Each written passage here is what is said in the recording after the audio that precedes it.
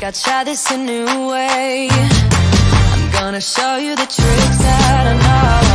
I'm getting tired of talking, and I need more of a show right now. It's time that you made your mind up, 'cause lately all it ever does is change. Feels like we're only talking, going round and around, back around. I will fight like no other every day. I won't stop like the others. I will stay, 'cause now is the right time, and I'm feeling alright. I'm playing your game like I know I can win right now. You got me on tonight, 'cause loving you is like I'm walking a tightrope so high. I won't be turning around, no, I won't be turning around. Feeling alright, I'm playing your game like I will win tonight. I think I'll do it on my way. I'm gonna show you what I'm going through, get you out of your comfort zone, 'cause I need more of the truth right now. It's time that you made your mind up, 'cause lately all it ever does is change. Feels like we're only talking, going round and around, back around. I will fight like no other every day. I won't stop like the others. I will stay, 'cause now is the right time, and I'm feeling alright. I'm playing your game like I know I can win right now. You got me on tonight, 'cause loving you is like I'm walking a tightrope so high. I won't be turning around, no, I won't be turning around. Feeling alright, I'm playing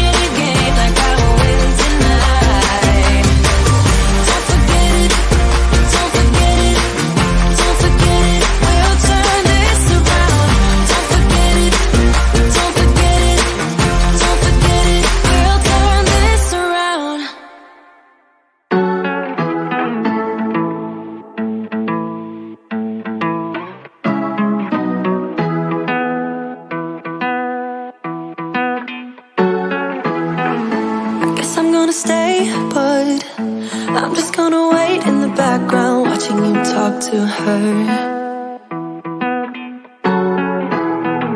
I know this might look bad, but I'm just gonna melt in the background, watching you lean into her. I'm a fool,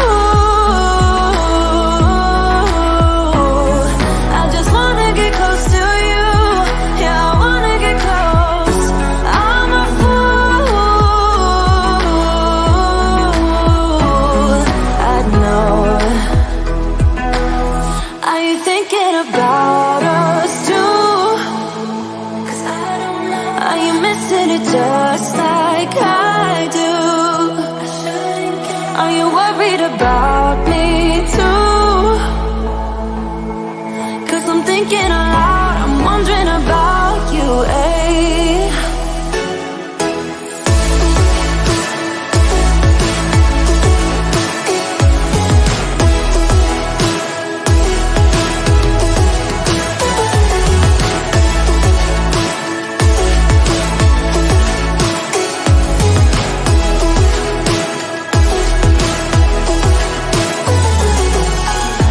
I don't even know what it feels like when your eyes are staring at me. I miss them. I'm about to lose it. All of my friends telling me to leave for the night. It's for the best. I'm a fool, I just wanna get close to you. Yeah, I wanna get close. I'm a fool, I know. Are you thinking about us too? Are you missing it just like I do? Are you worried about me too? 'Cause I'm thinking aloud, I'm wondering about you, eh? About you, baby.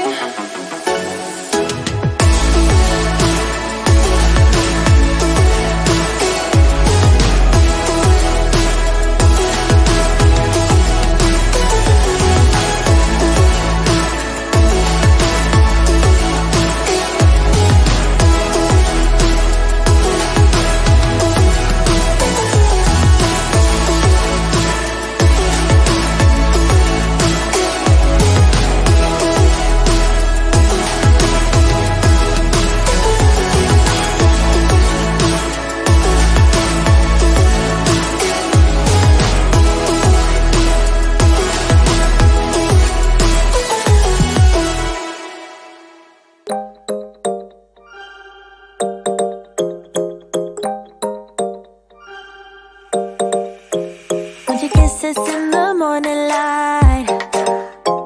Wanna be next to you every night. No, I shouldn't love you, but I might. 'Cause your lips, they taste like cherry wine. You're no good for me, we're so bittersweet, but I still want you, I do. Baby, can't you see what you do to me? I just can't resist you. You got me drunk in love, I can't sleep. I need to sober up from this dream. But I can't deny, I can't deny you. I can't deny, I can't deny you. Na na na na na na na na na na na. Na na na na na na na na na na. Na na na na na na na na na na.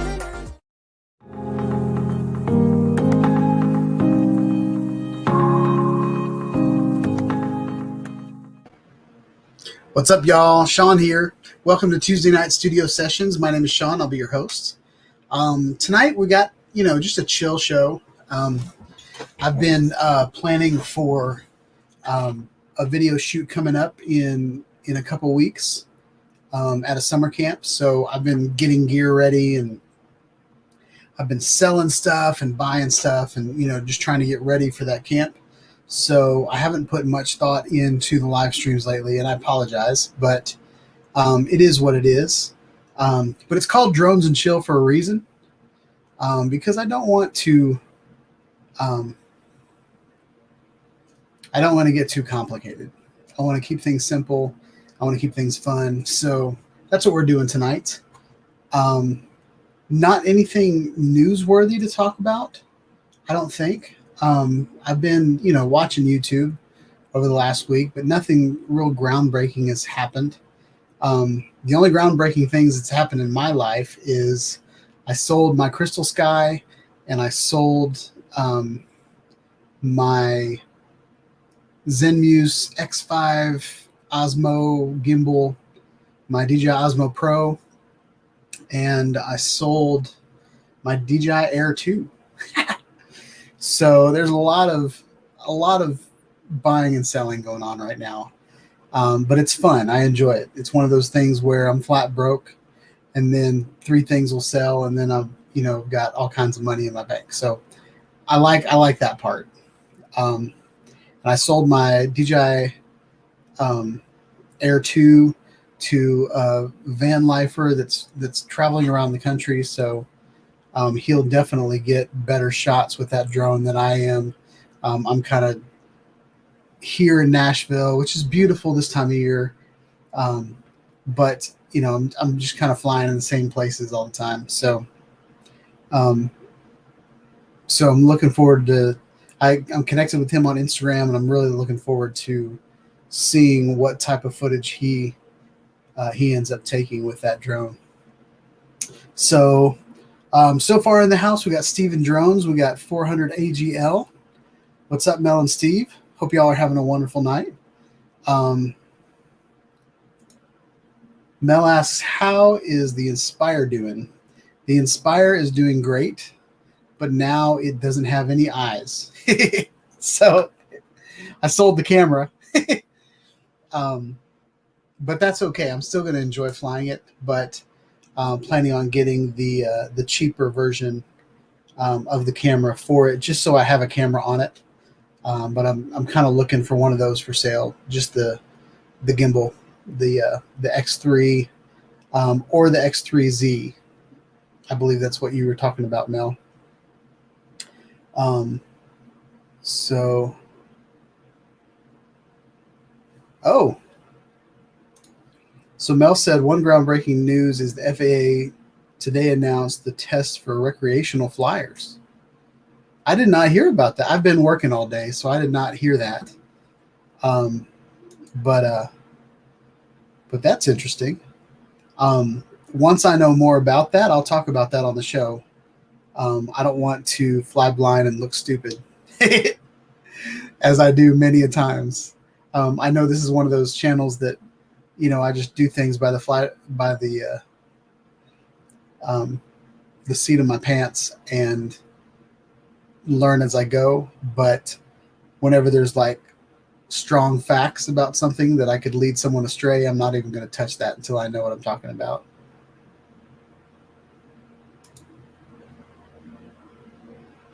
So Mel says it's called Trust. Let's see if I could find something on that. I won't say anything that I don't know, but I could sure read a website. But if it's all like technical mumbo jumbo, but we can talk about that.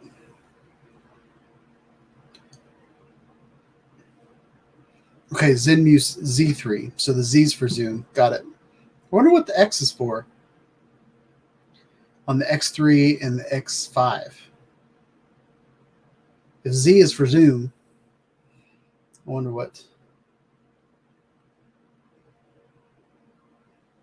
So I'm going to pull this up real quick.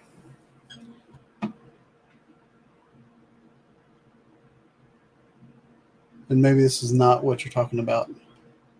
Oh, this is February 22nd. Let me take that back off.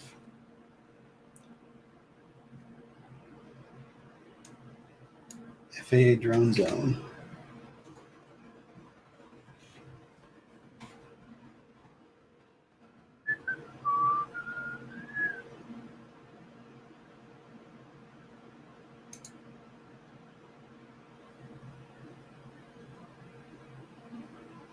right.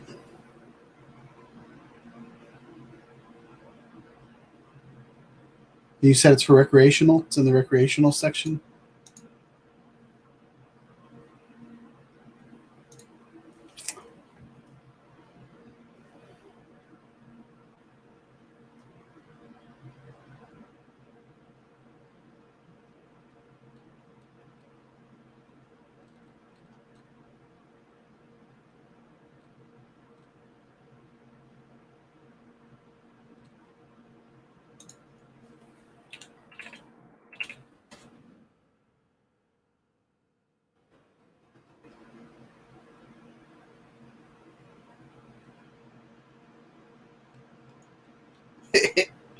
It's going to be a really boring show if I keep doing that.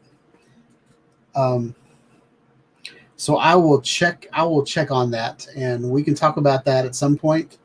I don't like to I like to be more on the creative side of drones and not necessarily the legal and the political side of them. But I'll definitely check that out, um, and I can even have you come on, Mel, if you want to talk about it. We can definitely do that. Um, but yeah. So welcome to the channel tonight. We've got some videos from Steven Drones. He's out camping with his family tonight out in Pennsylvania. Is that what PA stands for? And I got a picture that I stole off of Eat More Possum's Instagram. So I'm going to show that picture, and then I'm going to ask Brent to explain what he was doing with his drone. Looks like he flew it through a swamp or something.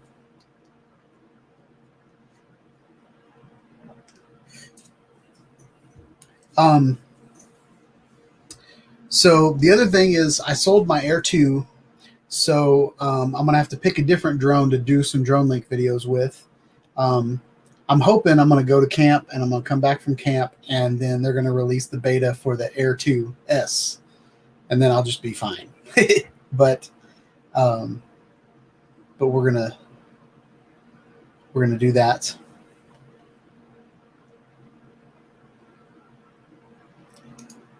So Mel says he has a laser engraver and cutter. What kind of laser engraver and cutter do you have? Does it cut like through like wood sheets and stuff like that, or is it more like vinyl stickers and stuff like that?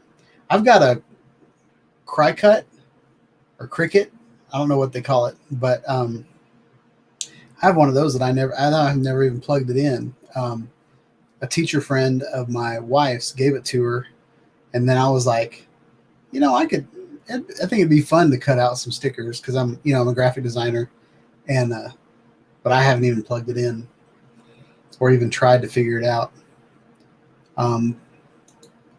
But when I was in college, I was a industrial arts major. I was a music major first, and then because I couldn't read music by my sophomore year, I had to change majors and went into industrial arts. And one of the things we had a CNC machine, and that was one of my favorite things because I was, being like a computer minded and kind of a graphic designer minded, like AutoCAD was something that was really easy for me to, like, I have no problem seeing things in 3D.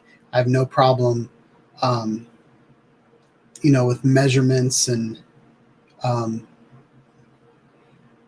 90 degrees and geometry and all that stuff I'm really good at. So when AutoCAD, and I don't even remember what the other one was called. It wasn't AutoCAD. It was but it was type of CAD.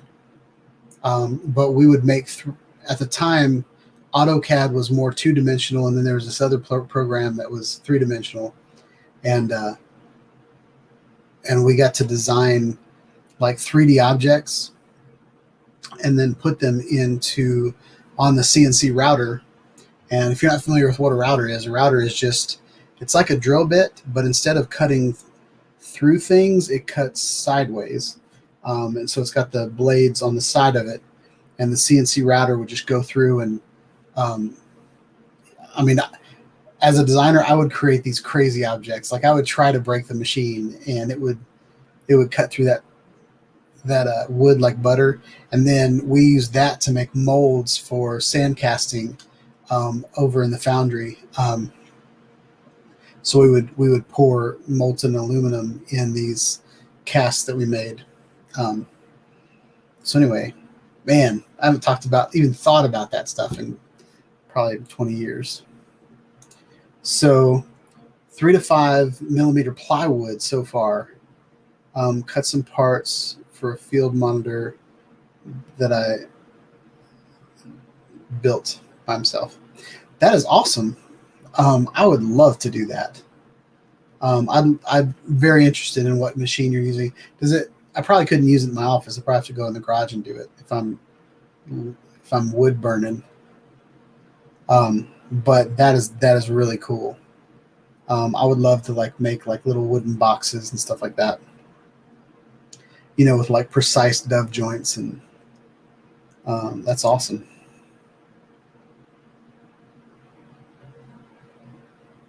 Oh, that's a good point. They're also CNC. So what does CNC stand for?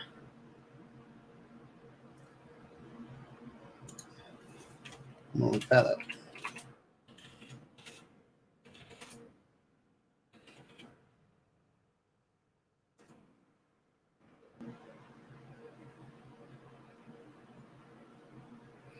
Computerized numerical control. Yep. I found it right when you said that. So computerized numerical control, that's awesome. So yeah, just like the 3D printer that's right back here, the computer uses numbers. So in my interpretation of that, those are coordinates. So you've got X, Y, and Z axis, and it's moving. When it comes to a 3D printer, it's squirting out some hot plastic in 3D space, and the computer's controlling where it just squirts out that filament. But in Mel's instance, the laser, it's shooting a laser at different coordinates. That's pretty neat. Does it make the pew pew sound when it shoots the laser? I'm just kidding. I've seen them. That's awesome. That excites me. What's up, Crypto Man? And Mill? Is that English? Not sure what's going on there, but welcome to the chat. I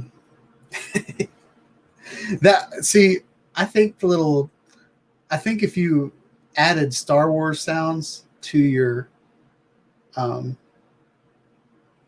laser cutter, that would just be awesome.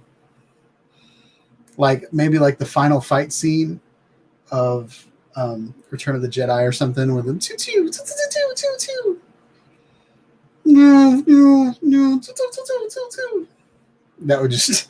that would be awesome. Or even if you did like a time lapse of your CNC going, or your laser cutter, and then you just added some sound effects to it. Maybe some like smoke bouncing off of the wood and stuff. I think that'd be a funny video.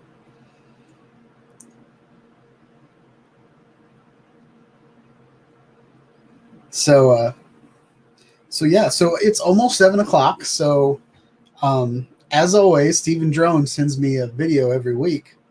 And I really appreciate it. I would love for the rest of you guys to send me videos to put on this live stream, because I would love to show off your work, and give you props and point people to your channel and all that kind of stuff.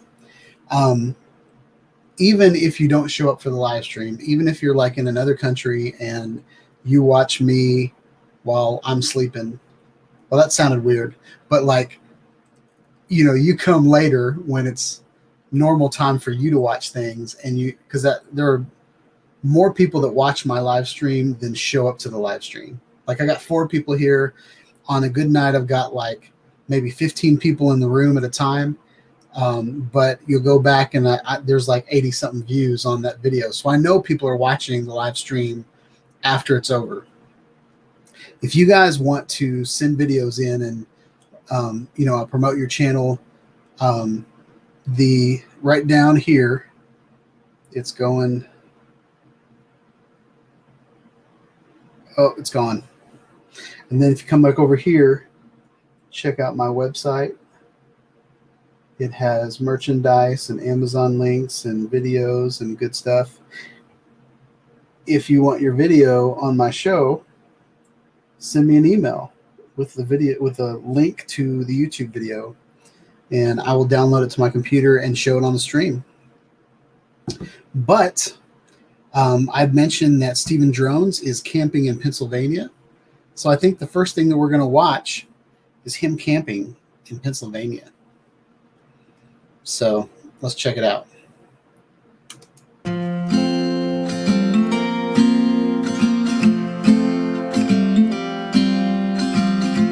Beautiful campsite.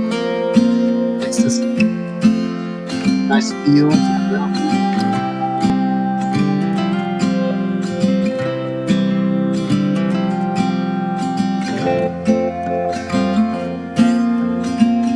Shot, and all those trees and wires, like you're getting good flying the video, all that stuff. See the down there with that controller. The drone flies the unique Type Plus. Oh, and he's got my hat on.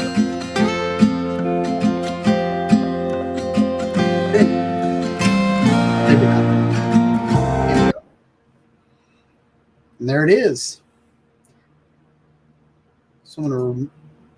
Oh, no, that was wrong. Okay, that's the right button. So that was Stephen Drones flying over his campsite. He's hanging out with his family, which is awesome. So I have another video from Stephen Drones, but first I'm going to show a picture. And I didn't even ask Brent for permission. I'm just going to do it. And hopefully he can explain what went on here. Now, he entitled the picture. I didn't keep the title up here, but something about mulching his lawn. And I got to be honest, this looks like the bottom of my lawnmower after I've mowed my lawn when it's wet. So we got like all kinds of chlorophyll squirting out of the grass. We got, chunks of grass wrapped around. That blade, though, did a great job of not getting chipped or anything. So that's impressive. But I see some water on here. I see grass chunks.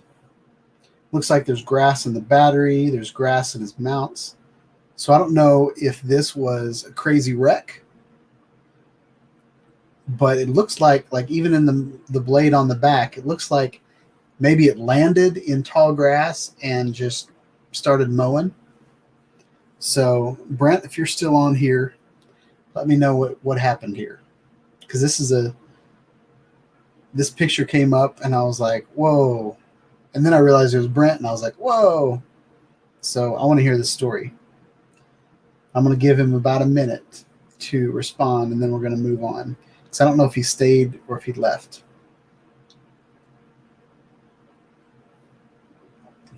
But my DJI Air, the original one, I got the shiny red, fire engine red DJI Mavic Air, and that drone was immaculate for that drone was immaculate for maybe probably a year. It looked perfect. And then there's one day that I was flying with, I had to put a 360 camera on it and was flying it And because of the extra weight, the battery didn't last as long as I had expected it to. So I had it a little farther than I wanted it to be. And so I had to kind of bring it down quickly. And I didn't make it to the parking lot or to the sidewalk or wherever I was. So I had to bring it down in these, it was like a patch of clover with all those little white flowers sticking up. And so I got like just grass stuck all over it. And I was so upset. Even on the lens, like I had to, like, you know how fragile the lens are, and you have to kind of wipe, like you have to hold the gimbal without ripping the ribbon out and kind of get the little glass clean. It was a good time. So Mel sent me a video, so I'm going to get off of that. And I'm going to play another video from Steven Drones while I go get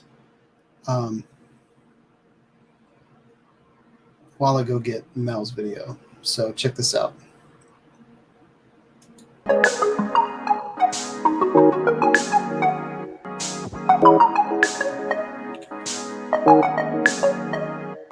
I walk through the fire, the sound of a love. I'm going to pause this and I'm going to rewind it because I want to give props to Steven Drones. This is probably not his style of music, but since he's been watching my channel, I think I've kind of pushed him into this style of music, and I love the song that he chose in this video. Okay, so I'm going to start it over. Go. I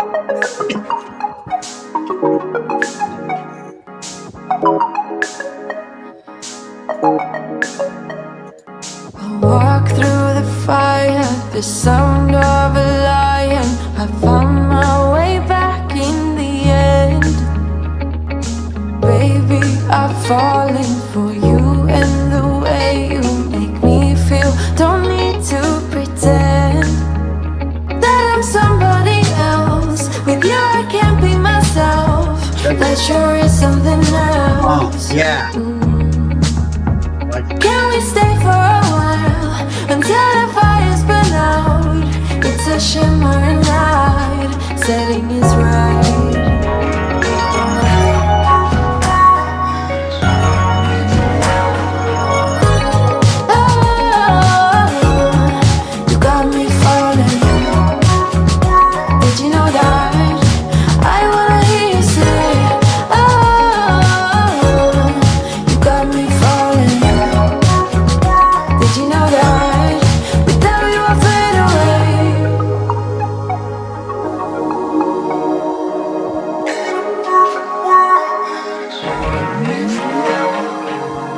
Just assumed we were more than just friends, 'cause I felt the tension in the room.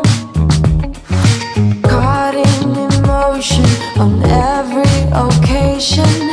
Laughter and hours of gloom.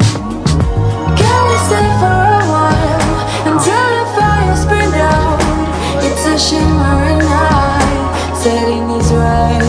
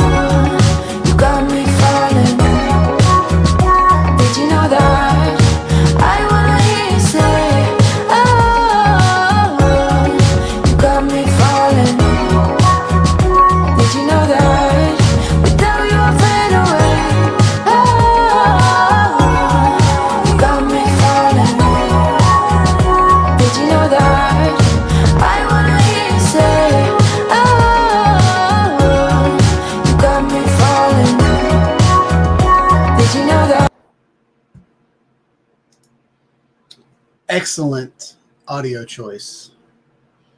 That was the best part of the channel. That was the best part of the stream tonight, was that song.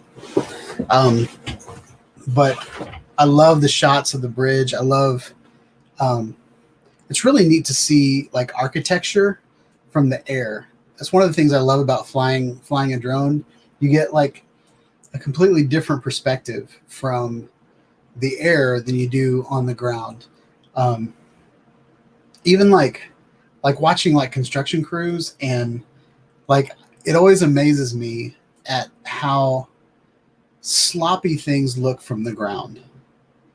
Like, I've watched people pour concrete. I've watched people, pave a road. I've watched people plant trees and stuff like that. And it just looks sloppy to me. And then when I take my drone up in the air and I look down and it looks perfect, and I'm like, okay, well, they did a pretty good job there. That's a pretty good job. Good job, y'all.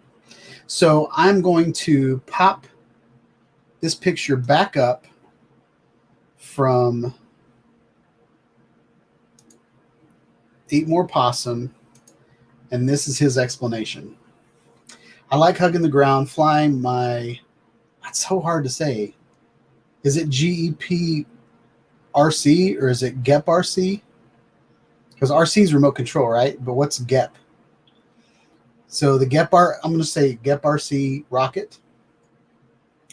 There was heavy dew this morning, skimming the grass, and a couple crashes. So the grass was wet. So like I said, just like me mowing my lawn when it's wet, that's the same thing he did with his drone.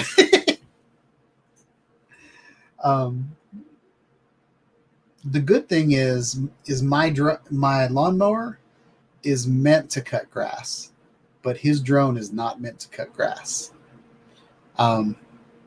So that's Brent's explanation for driving through the grass. Something that I'll bring up right here. So if you can see my mouse, yep. So it looks like his motor right here, the inner workings of the motor is pretty shielded. But I did have a drone. I think it was a Parrot. It might have been my Parrot Bebop, which is very old school, but it had, it's one of these blades that screws onto the top of the motor like this. I crashed in the grass. But it wasn't like fragile grass. It was like those, the grass that has all this, like the seed stalks that come out of the grass that are really like long and stringy. I had it hit my blade and wrap around it. And then when I went to start my drone up again, it was making this buzzing sound. And so when you crash in grass, it's a good thing to get all of the grass off of your motor so that it doesn't hold your motor in place and burn your motor up, trying to spin. It's a lot like if you get a bunch of hair stuck in your vacuum cleaner. It's a good thing to clean all that out before you fly again, just for safety purposes. But by the looks of these motors, they probably rip. They probably turn very, very fast, and grass probably won't hold them still. But also, if you're using brushless motors, it's electromagnetism. So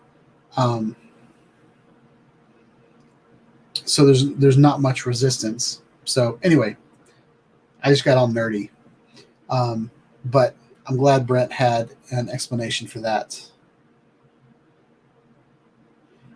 Stephen Drone said that bridge was 600 feet long, walking bridge. It's pretty awesome. I want to acknowledge Fox Fader showed up. He couldn't hang out. He has to head out, but he couldn't hang. He has to head out, but he loved the music on Stephen Drone's video. Mel's back. All right, so that's enough of that picture. I'm going to share Mel's video now. Mel, before I share your video, is your music Epidemic Sounds or something else? Do I need to Do I need to mute the video? Or is it epidemic sounds? I'll let him answer that before I play it. Usually I'm not like a stickler on that kind of stuff, but when I have my live streams are about an hour and a half long, and if I get a copyright strike on that, it's one of those things that I can't take the video down and change the music and re-upload it. Okay, so we're good with Mel's video. Got the thumbs up.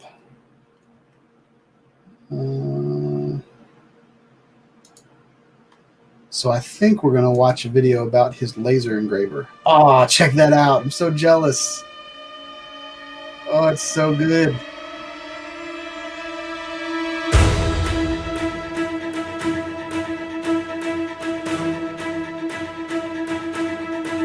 So I think that from the title of this video, he was talking about the wires, you know, driving him nuts because he has to keep getting the wires out of the way. So let's see what this is about.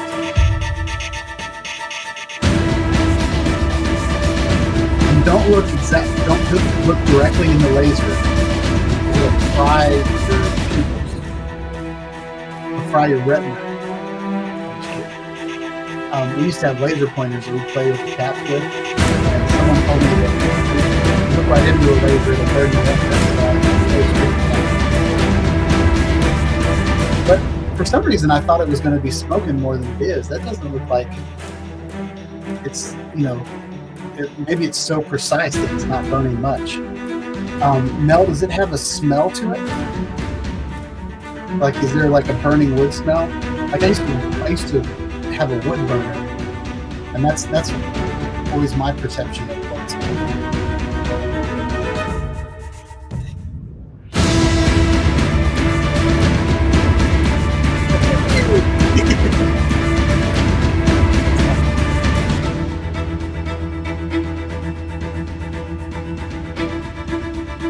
So Mel, I see up in the corner there's like this spot. Is that just a knot in the wood, or is that like the starting point?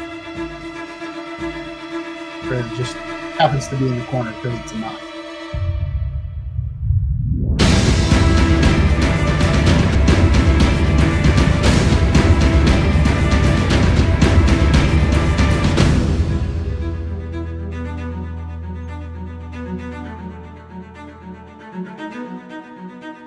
All right, so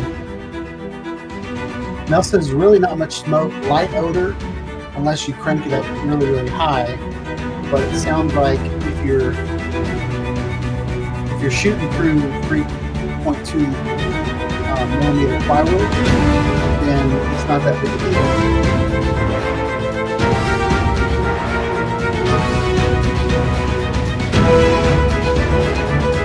So the spot up in the corner is burn on the top.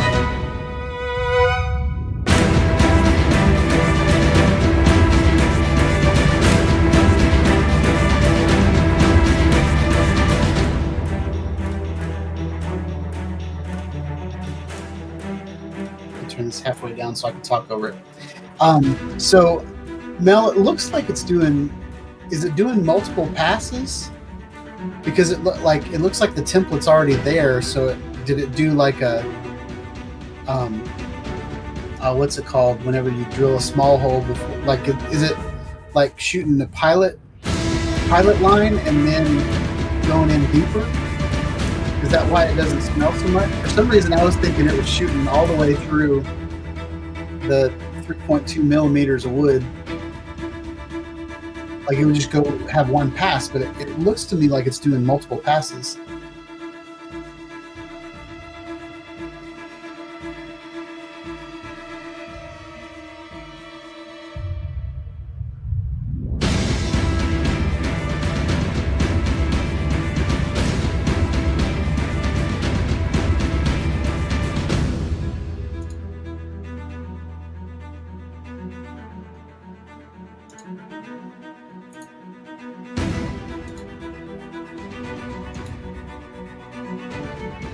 All right, Mel, I just sent you the invite link if you want to come on in.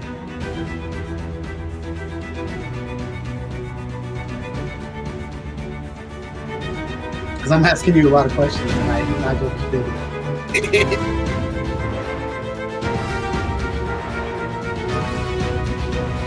Yeah, this fascinates me. I would love to talk about it.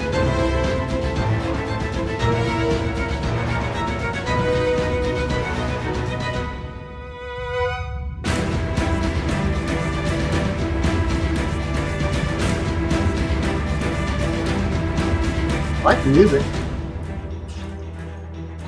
So I see it says Inventables. Is that who makes this?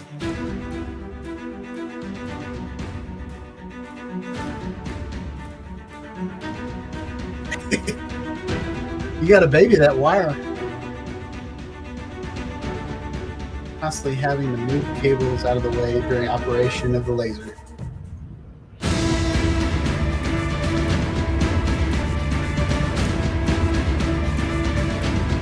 Mel, did you get my email?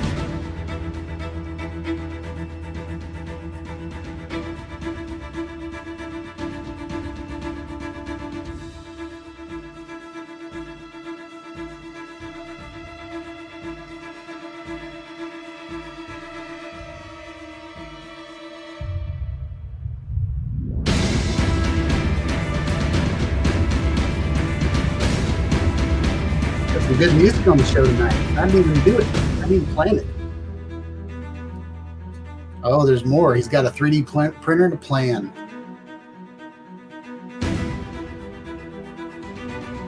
Oh, cool. He's got a little cable management channel going on there. It just went black. Oh, there he is.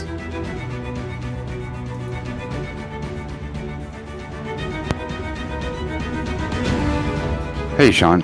What's up, Mel? I'm going to turn the music down on the video, and I'm going to Please do. Start it over, and you can commentate all you want.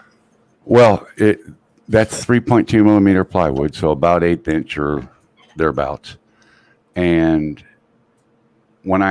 this was the first time I saw this machine working. It's sitting on an X-Carve CNC cutter. Okay. In the top left corner, right by the corner of the laser machine, you can see the spindle, the round silver canister. Right above the camera there, right above the GoPro. Oh, got it. That's actually the spindle for that CNC cutter. Okay. The guy had that, and he had this laser, and I actually ended up buying it and bringing it home with me that day from him. That's cool. Yeah, the cable thing was just nuts, and constantly having to hold them up and pick them up. And if you see, it's got 2 Y stepper motors, one on each side. Yeah. The one that, as we face the machine, it's actually the right one, but the one that's on the left, as we face it, the cable kept getting hung up on the rear corner. If you look right by the power supply, see how the cable, well, if it would drop off the corner of the machine, it would actually get caught on the corner, and the machine could not run the full travel of its area because the cable wasn't long enough. Yeah. So I brought it home, and the very next day went to work on designing the cable management system for it. I relocated the circuit board from the back to the top of the X. You can fast forward through, move up 3/4 or so, and you'll see how I redid everything. See, now the circuit board's mounted on top of the X carriage. Yeah, that's great. On top of the gantry. I 3D printed a bracket and platform to mount it up there. And now the cable to the other stepper motor runs through the trough underneath the belt for the X axis cables. Okay. So now it runs. Now the only thing limiting the size of my cutting material area are the aluminum extrusions. If I put 5 foot long, 5 foot wide aluminum rails on it, it would laser 5 foot long, 5 foot wide. That's awesome. Because like a CNC, well, it is CNC, but with a 3D printer, you're moving in relative location but with a laser, you're moving to exact XY coordinates because you don't move the Z axis, right? You keep the Z where it is. So it like right now, if the machine was stopped and I told the X to move 100 millimeters, it would move over exactly 100 millimeters. And then if I told it to move to 100 millimeters again, it wouldn't move because it's already at 100 millimeters. If I wanted it to move more, I'd have to tell it to move to 150 or 200 or whatever. Gotcha. Because it's all referenced from 0 in the lower left front corner. Gotcha. So it's, yeah. Yeah. So like as a graphic designer, like I use 0, 0 as well. So 0, 0 is kind of always the start point. Sometimes I put 0, 0 in the middle of the project. Yep. And sometimes 0, 0 is bottom left. Yep. So, and yeah, and 100 is not 100 plus 0. It's a coordinate, and then it's 200 is 100 plus 100. It's a definite location, exactly, a definite coordinate, and that's how this runs. It's exactly that. So yeah, it's a blast. So now the only cables moving are the USB and the power cables, and I got them laying alongside of it. And believe it or not, I actually 3D printed that cable, that cable chain, I think it's called. Okay. I 3D printed each of those individual pieces and put it together, and yeah, it reminds me of like one of those toy puzzles where you like they have all the little. Oh yeah, like you can turn it into a snake or a cross or a cube. Yeah, it's really cool. This video is actually the culmination of 2 videos. I did 2 videos on it, a mod part A and part B, or part 1 and part 2. Those videos are on my channel as well, but because I videoed the whole mod, 3D printing all the parts, putting them together, the whole 9 yards. I had a lot of fun doing it. Man, that's really cool. It's a blast. It's an absolute blast. And if I don't use the glasses, but I have them, if I actually want to look at where the laser's hitting the material, I do put them on. But just to be in the room with it, it's kind of like, yeah, okay, it's over there going, no big deal. Yeah, it's not that bright that you have to worry about it. I used to weld in college. I did welding, and are the glasses like welding glasses? Like, no, they're like, you know, the big shades that you can buy that are oversized that you could put over your regular glasses if you wore glasses, so you could put sunglasses on. Yep. Like big safety glasses. Yeah. They're like that, except they're green tinted. Okay. Yeah, my welding glasses yellow. were green. Yeah. Green or yellow. These happen to be green. Now I could build an enclosure over that and use yellow tinted plexiglass to make the enclosure, and then I wouldn't have to worry about it. I could, you know, it would protect it. Yeah, we just got a. Is there light on my face? Yeah, you got a shadow coming through a window or something there. Awesome. There's one little crack in my shade. Yeah.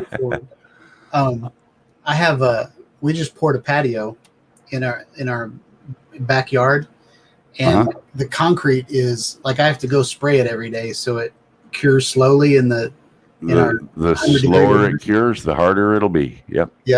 So so I've got like this white concrete with bright sunlight on it and then dark grass, and so I'm looking at it, and then I'll look away and I'll have all these like triangles like in my eyes because it's like it's burned the concrete like the corner into my eyes, so I like so I can imagine looking at that laser, that bright laser. Just actually, you know, it's really not that bright. I have looked at it. I mean, I don't sit there staring at it, but I have looked at it. It's not a problem. I imagine if you sit there staring at it for a long time, it would be. Yeah.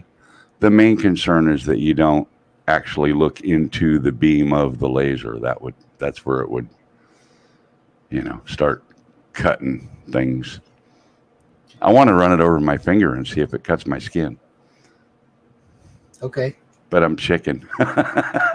You need to invite your friend over and run it over his finger first. There you go. That's a good idea. Yep. Hey, Sean, what are you doing Oh, next weekend? okay.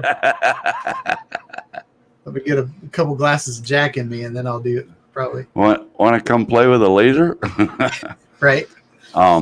Yeah, so I'm looking for donations to get the aluminum extrusion, and it's the same stuff that most of the 3D printers are made out of. It's the double rail. Yep. The long sides and the X gantry are the double, and then the front and rear crossbars are the single. Okay. 2 stepper motors for the Y, one for the X, and that wood's laying on a piece of 1x at his house, but in the second half of the video you see where I've got a piece of wood just like that, and there, if you look at the front corners where the legs come down to the table, you see a little bitty square piece of wood. Yeah. That's a shim, because after I built that platform that I have the material clamped to, the bottom rollers on the Y-axis rails were just rubbing the top of the cutting table, the work area. Mm-hmm. So I took some more of that 3mm plywood and I cut little bitty squares and I hot glued them to the bottom of the feet. That raised it up just far enough for the bottom rollers to clear. And then I cut the work area, cut the corners out so that the legs would just fit down over the corners like so. Mm-hmm. And it kind of locks in. So the work surface, so the laser frame is actually kind of locked to the work surface.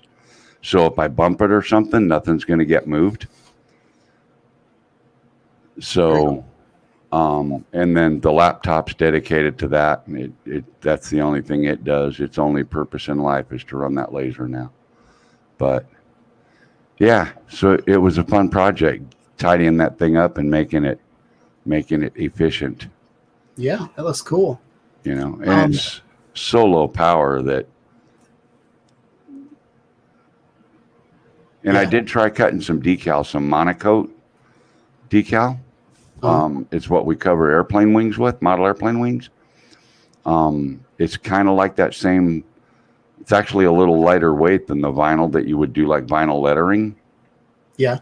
And it has a backing, and after you trim it or whatever, and you peel the backing off, you lay it over your balsa or plywood model, whatever, and you use a heat iron to make it stick, activate the adhesive, and to shrink it to draw it tight. Okay. I tried cutting a piece of monocoat, and it cut it, but on the corners and things where it made the turns and whatnot, it did burn the material just a little bit.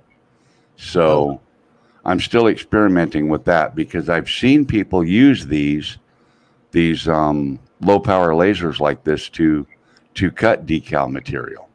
So I'm kind of curious as to what I got to get the settings dialed into to make that work. Mm-hmm. And I'm also looking at what I have to get the settings dialed into to etch glass and stuff like that. Because this is a 20-watt laser. So it's a 15-watt input, which makes it a 4.5-watt output.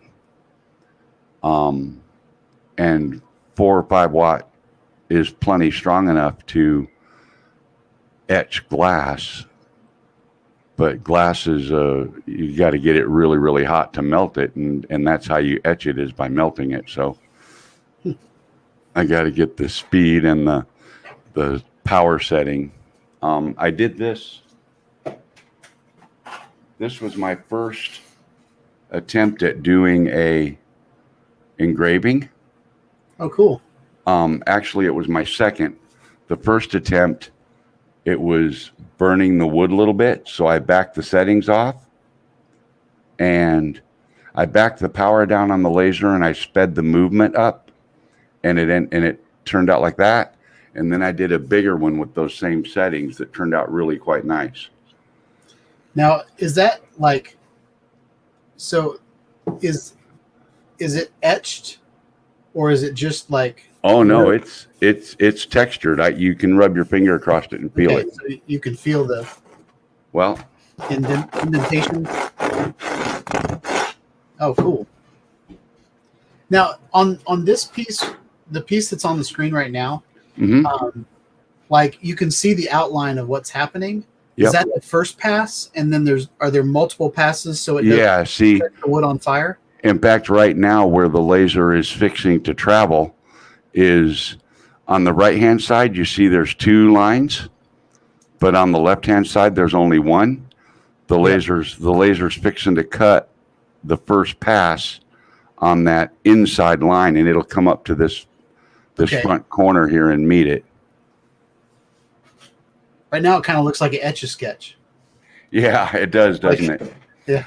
Well, what that is a large panel with a large hole in the middle and a little hole down in the bottom near the bottom corner. Those center cutouts are for what is going to eventually be a battery box. Okay. Okay, so it's got the 4 sides and the bottom. And feast your eyes on this. Ooh. This is where that wood ended up. Oh, cool. So you made like an organizer. No, this is a portable field monitor. Gotcha. 100% portable.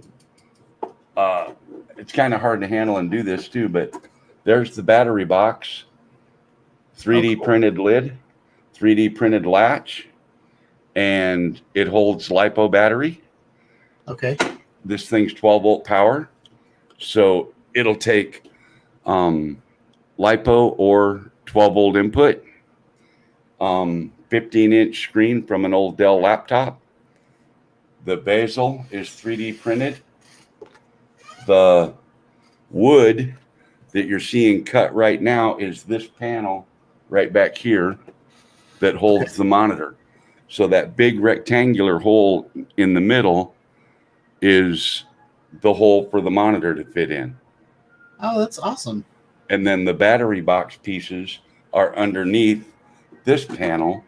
And I have another video of cutting this panel out. Very cool. I'm a self-taught, non-college educated design engineer. That's awesome. I like to design things and engineer them and make them work. And this field monitor has been an idea of mine for some time. I recently had a lady bring me 2 laptops and said, all I want is the pictures off of them. If you can do that, that would be amazing. We cannot get these laptops to work. I said, okay, well, let me see what I can do. So I hacked into the backside of Windows on the HP. I got all the pictures off. I reloaded Windows on it, reset up the stupid questions and the password and all that stuff for Windows. Yep. I gave her back the computer with a sheet of paper with the 3 security questions and the password to run Windows. Yep. With all the pictures reloaded back on it. The second computer was an even older one. It was a Dell that originally had Windows 7, got upgraded to Windows 8, then upgraded to Windows 10. So you can imagine what kind of machine that was. Yeah. I handed her the HP and said, here's the HP, new copy of Windows. Everything's all set, ready to go for your daughter. She can turn it on and start using it. And then I gave her a SD card and I said, here's what's left of the Dell. I gave her all the pictures off of it. She said she didn't care because I told her, I said, I may have to take them apart to get the hard drives out to actually harvest the pictures. If I have to do that, I'm not putting them back together. Yeah. I mean, I could, but I'm not going to. It's not worth it. Right. But I was able to get into the back, in through the back door on Windows with both machines. So I was able to harvest all the images and salvage those. And that's all she really wanted. So I made her happy, and I ended up with a Dell that was absolutely useless. So that got turned into a field monitor. Very cool. It's HDMI input. And the cool thing is about it is if you have like a portable HDMI player, DVD player or something, you can plug that into it and watch the movie on this thing. Oh, that's cool. Any HDMI input, it's got a microphone jack that you could plug headphones in or plug speakers in. It's got a speaker plug. I could actually put speakers in the case if I wanted to, on the controller board. But it would actually double as a TV monitor that you run some sort of HDMI signal to and watch movies on with sound and everything. That's cool. Yeah.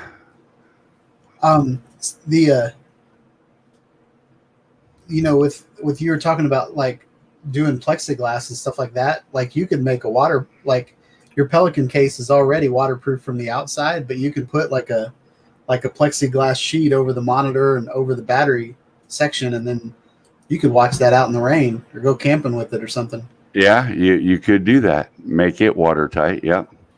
Can you laser cut like like if you get like a Pelican case that's like made for your Inspire, can you laser cut the foam? I don't think I'd be able to laser cut the foam. I don't know. I think it would burn too easy. I think it would just start burning. Sure. I'm not sure.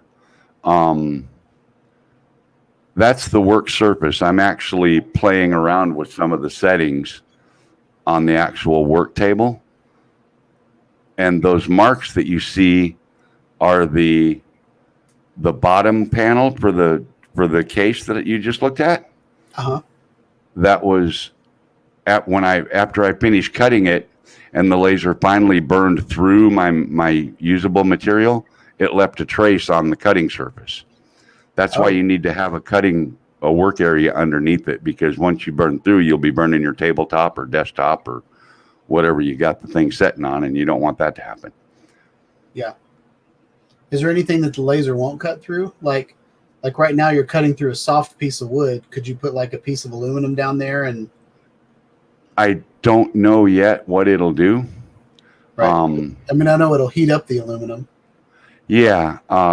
It's supposed to be able to engrave aluminum, but I don't know if it'll cut it.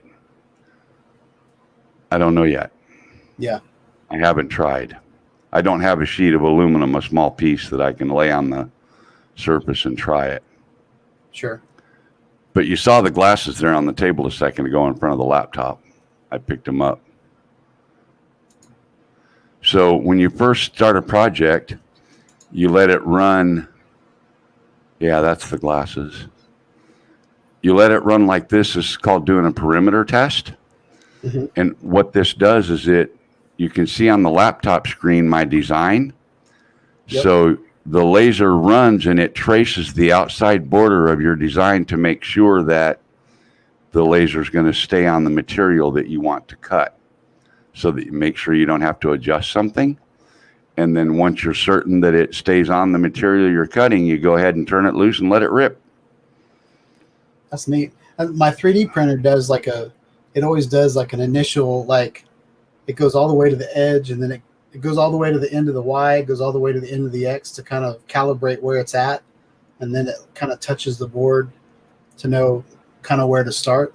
Oh yeah, no, mine starts at home. When I get done using my 3D printer, I usually send it to the home location, which is 0, 0, of course, on the X and Y and Z. Mm-hmm. And then when I print something, it does a purge and it runs across the very front edge of the bed, and then it just goes to work and it starts printing on whatever it's going to do. Gotcha. But I don't have a big name printer. I have it's a G-Tech, so I guess it's a pretty good name, or a lot of people use it. Yeah. But it's dual color, and mine's a keep it simple, stupid 3D printer. Mine's a 3D printer for dummies.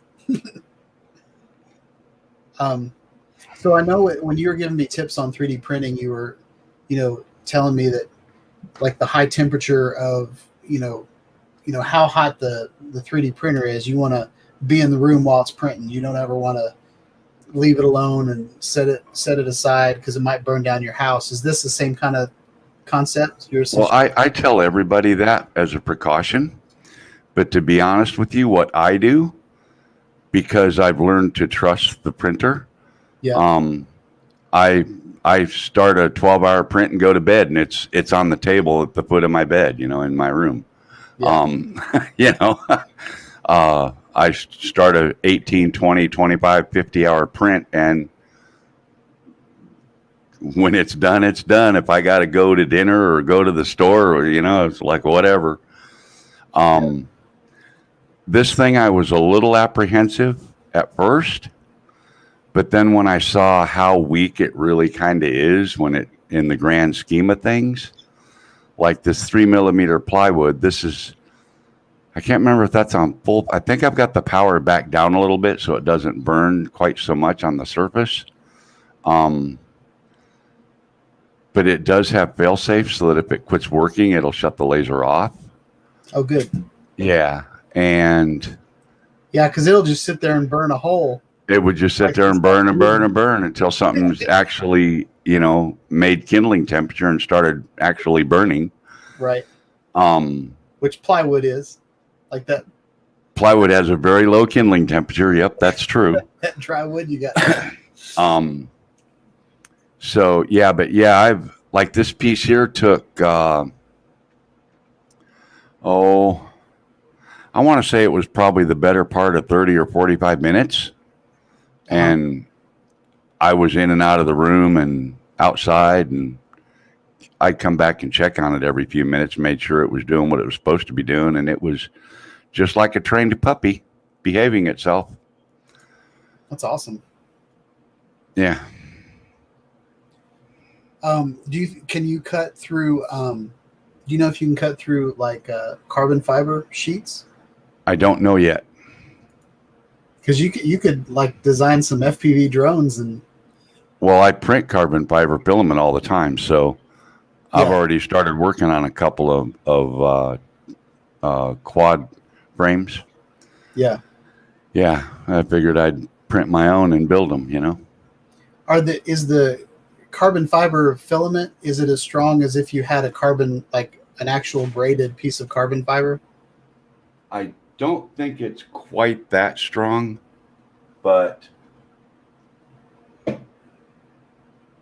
I know I got a big giant claw nearby here somewhere. I just don't know what to do with it right now. Because I got another project I'm in the middle of.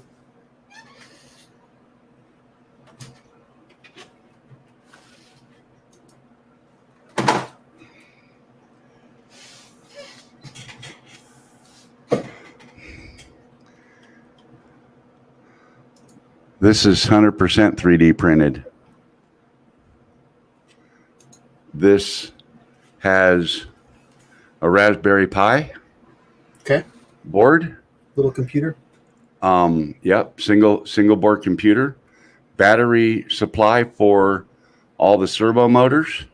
This is a mechanical arm that I've got the Raspberry Pi program to move, and I have a jaw type claw for the end that will rotate and open and close, and a 5-inch touchscreen monitor, and it runs on Linux, so you can program it, write the script and stuff to make it do what you want.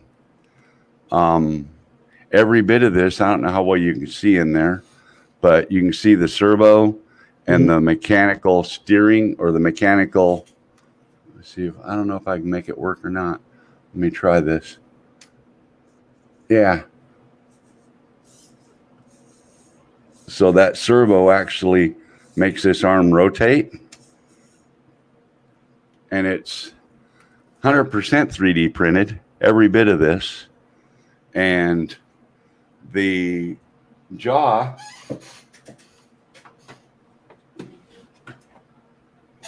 the clamp is printed with the carbon PLA. And it's extremely hard. Is it? Oh, yeah. So I don't know. God, I wish. Yeah, it's around here somewhere. Oh. Right here. So this servo drives one gear, then the other gear is a slave. So this thing opens and closes, like so. And servo powered, and that's the carbon fiber PLA, and it's like solid. It feels like metal almost. It's crazy. The gears and everything are carbon. I printed them all with that carbon fiber filament. So my plan is, what happened was Dennis Lovelady had a Prusa printer that he had nothing but trouble with. He finally ended up, they said, well, we'll give you a shipping label, send it back to us, we'll see what we can do about it. So he sent it back to them. They contacted him and said, yep, it's either this or that, and for $450 plus shipping both ways, we'll fix it. And he was like, yeah, screw you. I didn't pay that much for the printer when I bought it. Yeah. You know, so I think he's going to get the G-Tech A20M. I hope that's what he gets because it's really dependable and really good. But he asked me to print some cases for his Raspberry Pis. So I did, and I printed them from the wood filament, sent them to him, and then I said, what's a Raspberry Pi? I mean, you put whipped cream on that or what? It sounds good. So he told me what it was all about. I had never heard of it. Didn't know anything about it. Hey, Brian. So he sent me one. He says, here, I'm sure you'll do something amazing with it. Surprise me.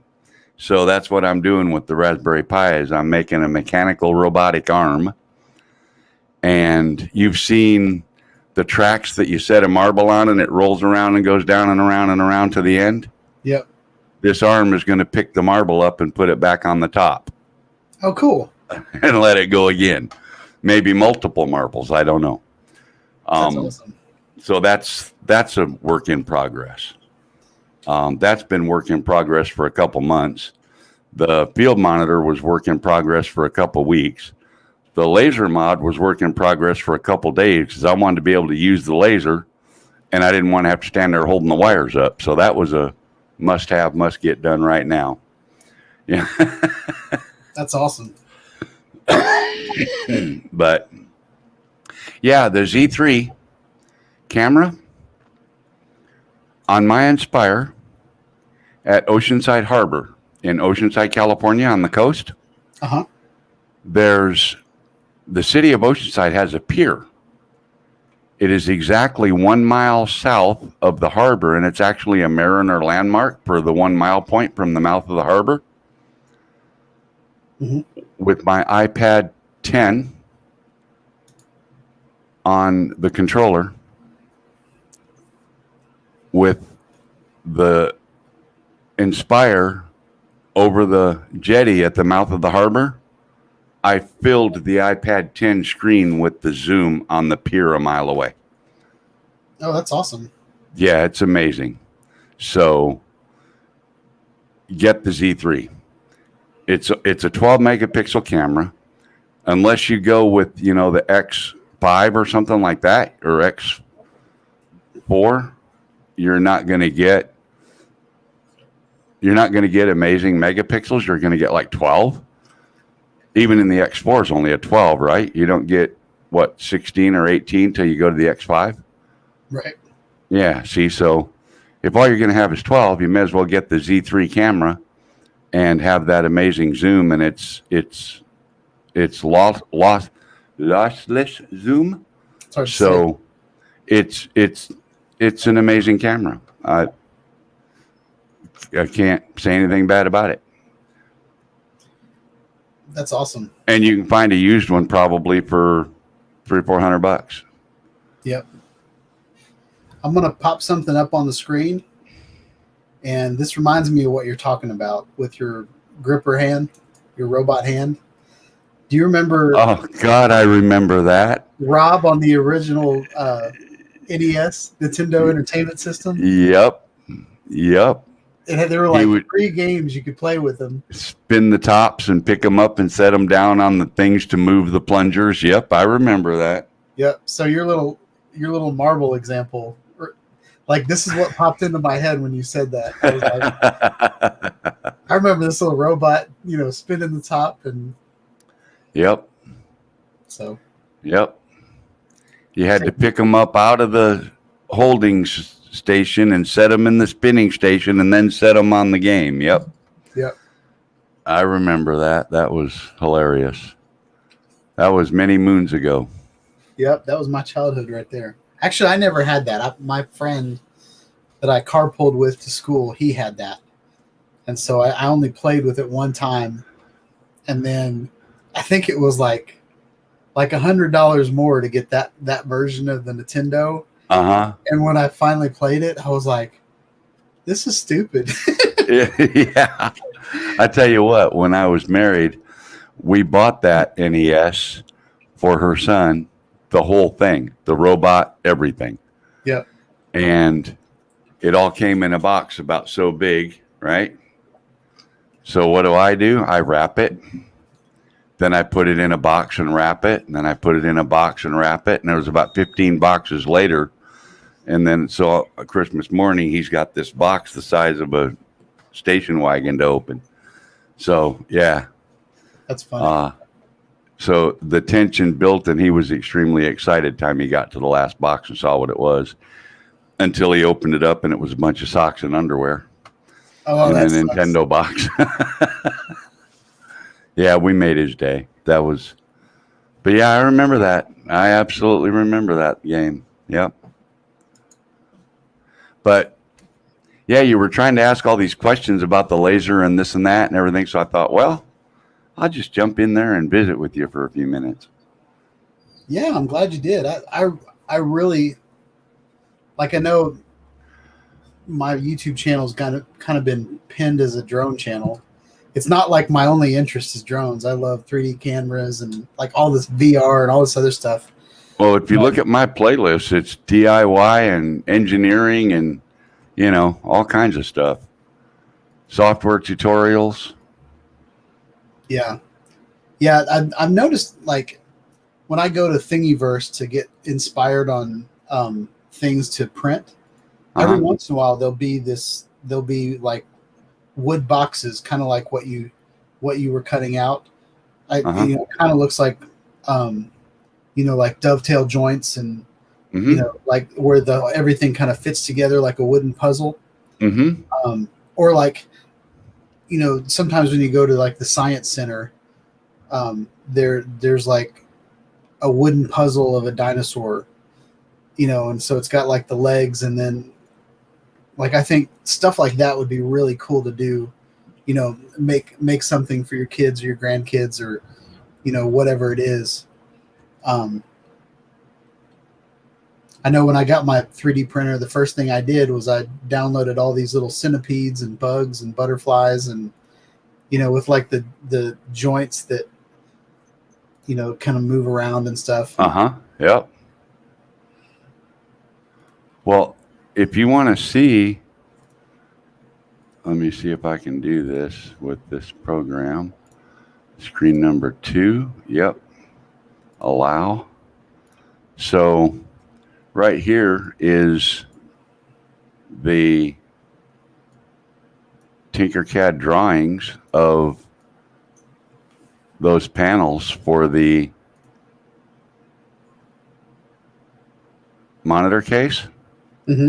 So this is the 2 long sides and the 2 short sides of the battery box that got glued underneath this spot here. The HDMI cable comes in from the bottom and got screwed into the front, so you can just plug it in. This is the slot for the control panel for the monitor controls. And then that's the cable holder and all the cables to the lid. But this right here does exactly what you were talking about. Let me flip this 90 degrees that way and 90 degrees this way and bring it up to 0 on the plane, and it goes right there. Oh, cool. So you do make a box, like a frame. Yeah, that's exactly what I did. That's awesome. It all, fit right together just like that. And this is actually I exported this as a SVG file to a vector graphic file. Yep, scalable vector graphic. Yep, to run on the laser. Bring this up to 0. Change this to 0.1 millimeters and move it over.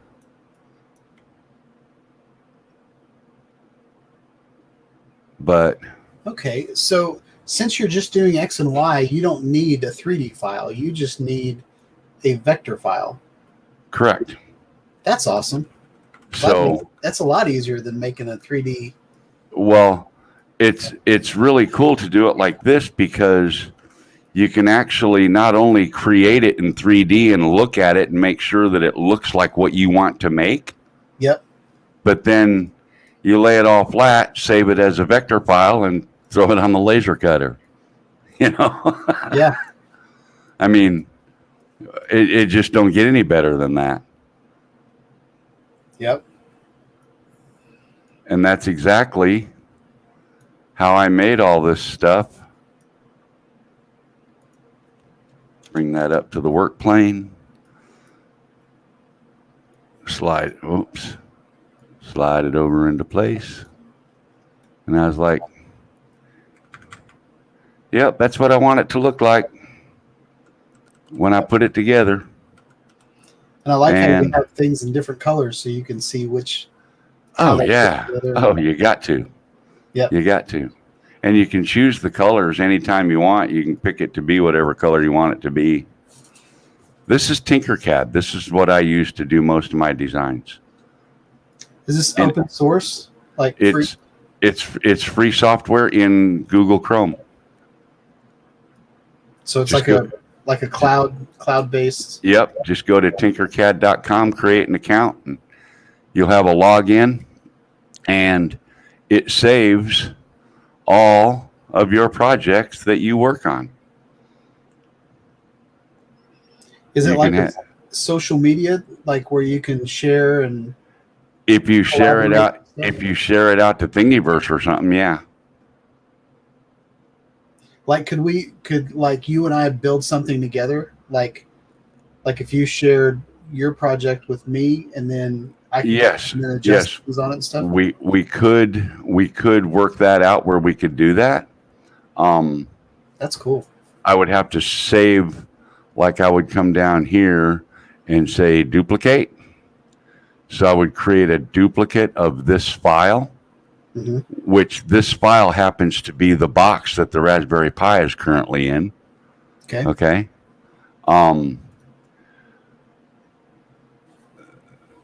This is the hinges that I used for the door hinges on the battery box in the field monitor. Okay. I would just create a duplicate file, send you the file, and then you could work on it, modify it, and then send it back. And then I would have to have your file that you did your mods to, and then I could modify it some more, and then we could just keep sending it back and forth. But yeah, we could collaborate on something like that, or sit on Skype and do a screen share and do it that way. Okay. Oh, and it's by Autodesk. That's interesting. It's not real super powerful. It's not like I have the other one too. It's called what's it called? I have it. It's right here. Fusion 360. Yep, I get that. I have that. I paid for it. I don't use it. Yeah. I use Tinkercad. So far, everything that I've wanted to make, I've been able to make it or figure out how to make it in Tinkercad with the available shapes that they give you as base pieces to work from.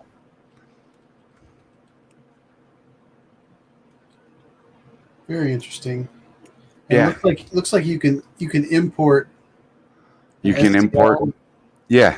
Yep. So you can grab things straight from Thingiverse, import it in here, and then modify it. Yep.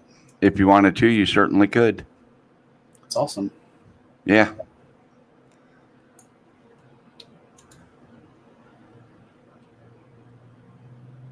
It's a great way to make things.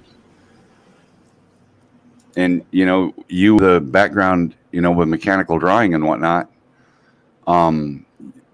you could use that program and very easily create things that you have in your brain and then save the STL file and load up that little brown box behind you and replicate it. There's a thing in the corner. It's like a little person icon with a plus. You can invite people to design with you, and then you can share the link with someone else. And so I could share the link with you, and then we could both edit that file. Be working on the same file? Mm-hmm. Yeah. I mean, I would assume it's called Collaborate. Oh, that's probably what that is then. I haven't used that feature. I've not had anybody that be interested in working with me, Sure. I don't have college papers that says I know how to design things, so. I don't either. Nobody wants to work with me. But it would be really cool, like I've got this 3D printer, and you've got a different 3D printer, and you've got a laser cutter. Like I could design something and then hire you to cut it out. Sure. Things like that. And like if I collaborated with you, then you could go in there and make sure it's going to work on your machine, or as if you needed to tweak something at the last minute or something. Right. That's really, I'm going to play around. I'm going to spend like 8 hours. I'm not going to go to sleep tonight. I'm going to start designing right away. Turns you on to something. I'm surprised you didn't know about Tinkercad. Yeah, it's free and easy. I think it's what Nacho shared a file on Tinkercad with me. Oh, okay. He was designing he works in the medical field, and he was, he's a bigger guy, so wearing a mask, during this COVID, he just sat there and sweat all day with this mask on his face. He couldn't breathe, so he was building like a little, like a belt pack or something like that had like a little Radio Shack fan, like a little little blower fan, and it was going to blow cool air into his mask while he worked all day. I'm surprised he didn't just pull one of the face shield helmets off of Thingiverse and put a LiPo battery and a cooling fan on the front of it and have it blow right in there, Yep. Anyway. My dad has he's got a helmet for sanding in his wood shop. Uh-huh. So it's got this tube that comes out of the back and just kind of goes way down his back, and and it's got a fan that circulates air through it and stuff like that. And he said it works really, really well unless he's gassy. And if the intake is back there, huh? The intake's right on his butt, so if he farts, it'll shoot right up that pipe. Oh my God! So I told him, I was like, "You need to put a filter on that thing." Just relocate the intake. Yep. Anyway, That's why I like sleeping with my CPAP. I can fart all night and not smell a thing because I got not a know it, huh? nice air filter on it. Yeah. But well, it was nice talking to you. I think we're past 8 o'clock, so it's past my bedtime. Oh boy. No, not really. But Well, yeah, I thanks really for. enjoyed our chat tonight. Yeah. Feel free to reach out anytime. We'll do something. All right. All right, man. Have a good night. All right. Thanks. See you John. later, Possum and Brian and Steve and whoever else might still be there. Bye. See y'all. So if y'all enjoyed tonight's chat, if you like the stuff that you saw on 400 AGL's channel, please go subscribe to him. Go check him out. You can see more things about his laser cutter and his endeavors on his robotics and engineering and all that. Also, I'd love it if you'd subscribe to me if you're not already. But yeah, I thought we had a pretty good night. Stay tuned to my channel. I am getting the Canon C100 Mark II tomorrow. So I've got kind of a rig back here. I just kind of put it as a teaser in the background, but we're going to be playing around with a cinema camera. This will be my first cinema camera that I've ever owned. And I'm pretty excited. It only shoots 1080, but from what I've seen, the 1080 that comes out of this camera is better than the 4K that comes out of a lot of the cameras that people use all over YouTube. So, and I know that sounds weird, but resolution is not everything. If you've got a really, really good video that's really crisp. Sorry, there's a helicopter right outside my house, and it's really loud. But anyway, I'm starting to ramble, so we're going to cut that off. Hope you guys like this video, like this live stream. Please like, subscribe to my channel, click on the bell for notifications. And when I put out more live streams, more videos on Tinkercad and 3D printing and designing and all of that. I also love drones, and I love any kind of camera, whether it's a 360 camera, action camera, VR 180 camera, all of that stuff. So if you're interested in being creative with, the tools that you can understand, please like and subscribe to the channel. And yeah, I hope you all have a wonderful night. I will catch you on the next video, and I promise I'm going to put a video out this week. I've just been crazy busy. So it's hard to say, crazy busy. But yeah, so have a wonderful night, wonderful week, and peace out, y'all.